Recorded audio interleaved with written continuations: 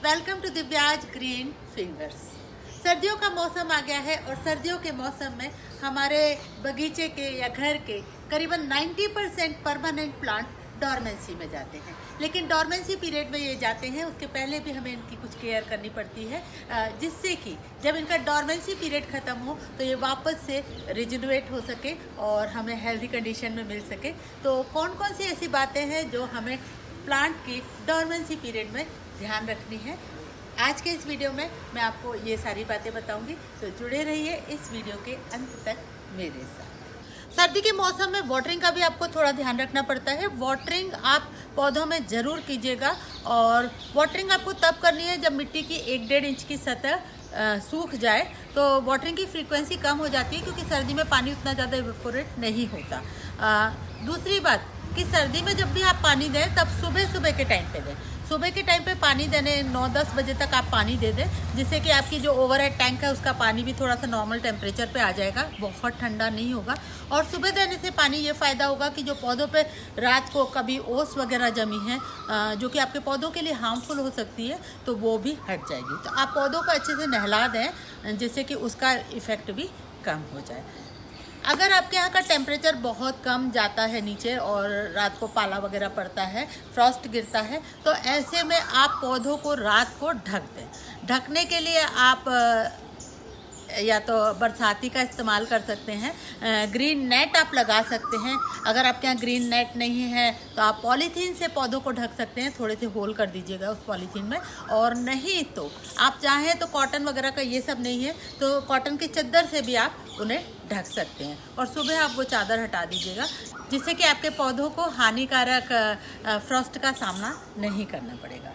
सर्दी के सीजन में कीड़े मकोड़े हाइबरनेशन में नहीं जाते बल्कि और एक्टिव ही हो जाते हैं। तो ऐसी स्थिति में आप नीम ऑयल को 1 चम्मच नीम ऑयल, आधा चम्मच शैम्पू का घोल बनाकर वीकली बेसिस पे आप पौधों पे स्प्रे कर दीजिएगा। तो किसी भी तरह का आपके पौधों में पेस्ट अटैक नहीं होगा। पत्तियों पर स्पेशली पीछे की साइड करिए क्योंकि पीछे की साइड इस तरह के अटैक ज़्यादा होते हैं। एक और तरीका है विंटर में पौधों को ठंडी से बचाने का, क्योंकि जब आपके पौधे शिवर करने लगते हैं, ठंडे हो जाते हैं, तो वो ख़राब हो जाते हैं। तो ऐसी स्थिति में आप उनकी मल्चिंग करके रखिएगा। मल्चिंग कर एक इंसुलेटर की तरह काम करेगी। ये आपके पौधे को फ्रॉस्ट वगैरह से बचाएगी और ज़मीन के अंदर, रूट के अंदर इस तरह का कोई ठंडी नहीं जाएगी।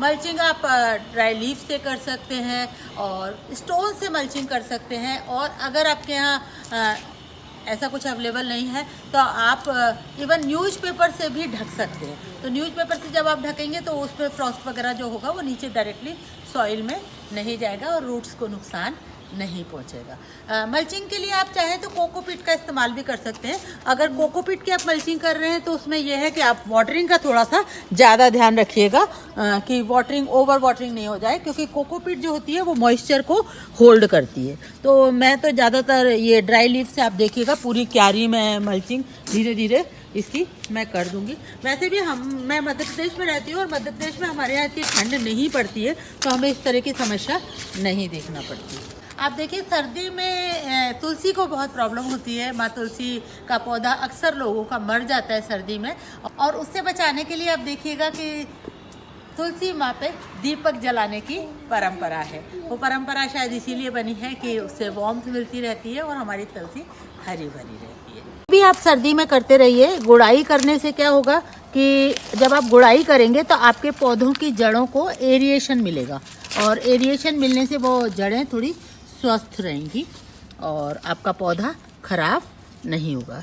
तो थोड़ा गुड़ाई भी करते रहिए।